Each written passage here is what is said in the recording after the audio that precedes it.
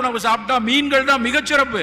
மீன் கிடைக்கக்கூடிய மாவட்டத்தில் இருக்கீங்க, தினம் கூட மீன் சாப்பிடலாம். முட்டை சாப்பிடுங்க, மீன் சாப்பிடுங்க. புரதச்சத்து ரொம்ப ரொம்ப அடிப்படை. அத்தனை நோய்க்குமான எதிர்ப்பாற்றல் புரதங்கள்ல இருந்தா வருது.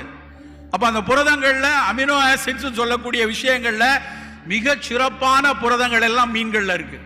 புத்திசாலித்தனத்துக்குரிய விஷயம் மீன்கள்ல இருக்கு. எதிர்ப்பாற்றலை இந்த மாதிரி கோவிட், ஸ்வைன் ஃப்ளூ இது மாதிரி நோய்கள் வராமல் நம்மளை பாதுகாப்பதற்குரிய எதிர்ப்பாற்றல் அந்த புரதத்திலிருந்து வருது. இப்போ உணவில் புரதங்கள் நிறைய வைத்துக் கொள்வோம். குப்பை உணவுகள், இந்த பீஸா, பர்கர் இந்த மாதிரி விஷயங்கள் முழுமையா வெளியே வருவோம்.